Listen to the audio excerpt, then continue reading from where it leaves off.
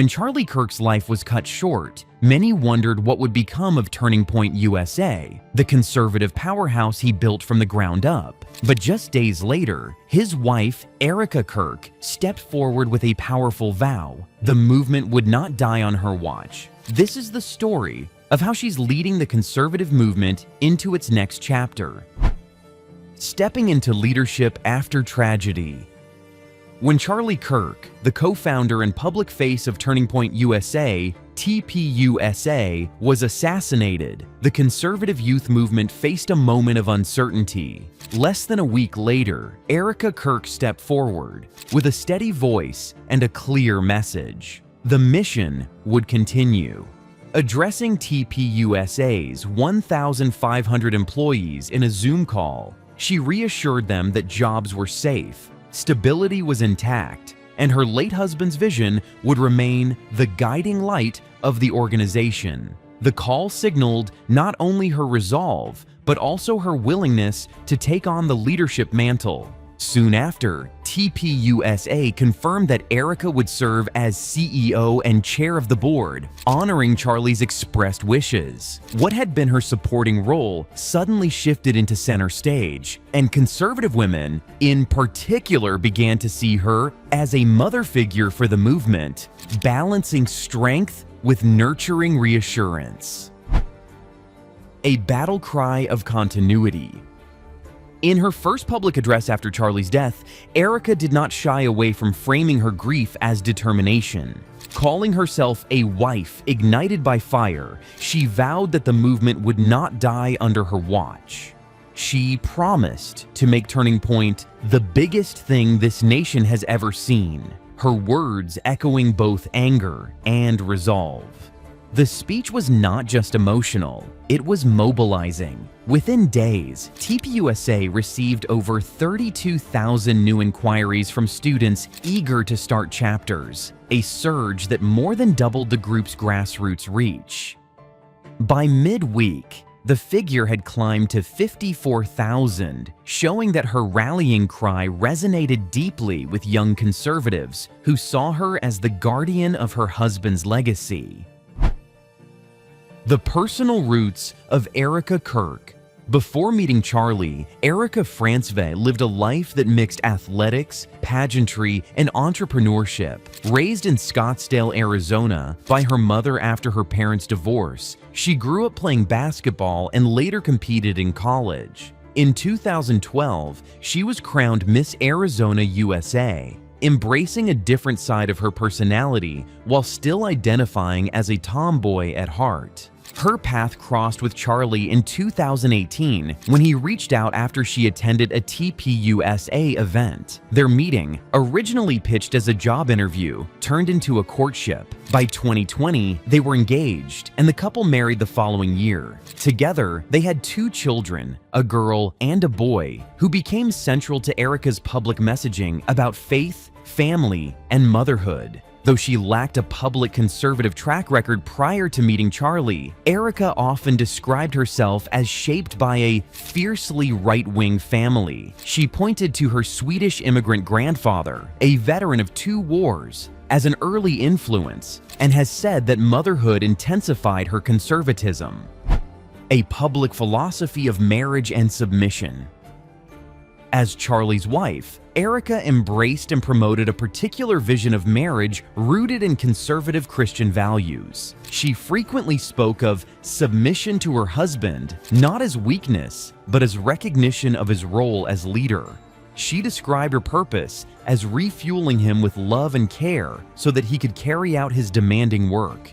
At conferences and Christian events, she articulated this philosophy as a biblical mandate: men as providers, women as guardians of the home. For Erika, raising children, cooking, and running the household were not mundane tasks, but a sacred calling. She urged young women to honor this order God created marriage to be in, often contrasting it with what she described as the emptiness of career-driven boss babe culture. Her approach drew admiration from many young conservative women who said her example transformed insecurity into confidence. For them, Erika represented not only tradition, but empowerment within a distinctly conservative framework. Cultural contradictions in her image. While Erika emphasized the primacy of marriage and family, her life also reflected the realities of modern entrepreneurship. She founded a Christian clothing brand, proclaimed streetwear, hosted a devotional podcast, and pursued doctoral studies in biblical studies. She once even ran a nonprofit. This dual identity, critic of careerist feminism yet active businesswoman, captured the cultural contradictions of her role. On the one hand, she urged women to prioritize family above all else. On the other, she modeled forms of influence and leadership outside the home. Her ability to navigate this tension gave her a unique appeal, a conservative ideal of femininity tempered with modern agency. The mother figure of TPUSA. Charlie had long been viewed as the father figure of TPUSA, leading fiery debates on college campuses and confronting political opponents head-on. Erika, in contrast, has been described as the mother figure. Faith Merrill, a 19-year-old TPUSA member, said Erika awakened something in Gen Z conservatives, offering them not just leadership, but care and identity.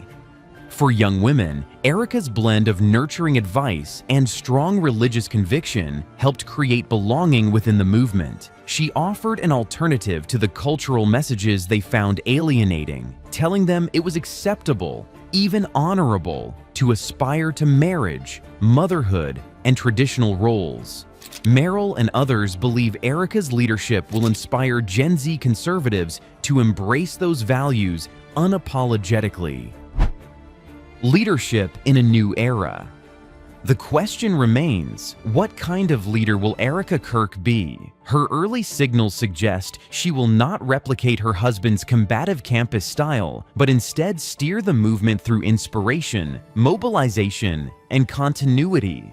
She has already shown organizational acumen in calming employees and energizing students within days of tragedy. Insiders believe she will shape the long-term direction of TPUSA behind the scenes, while allowing others to lead its public confrontations. Her influence may be felt more in policy shifts, such as the expansion of paid maternity leave for mothers, than in headline-grabbing debates. The policy change, announced shortly before Charlie's death, was attributed to him, but widely seen as reflecting her values. As CEO and board chair, Erika will have both symbolic and practical authority to determine TPUSA's priorities, whether she emphasizes family policies, women's engagement, or grassroots chapter growth. Her hand on the wheel will be pivotal in defining what the conservative youth movement becomes after Charlie Kirk. A softer but strategic voice. Erika's public presence has often been more measured than her late husband's fiery rhetoric. Where Charlie thrived on confrontation, Erika projects steadiness, warmth, and a faith-driven sense of purpose. Her softer tone does not suggest weakness. Rather, it broadens TPUSA's reach to audiences less receptive to Charlie's sharp-edged persona.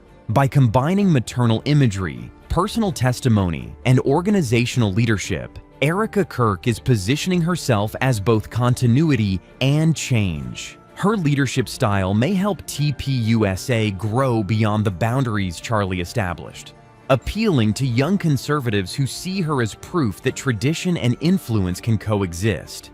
What do you think? Share your thoughts below, and don't forget to like this video, subscribe, and hit the notification bell.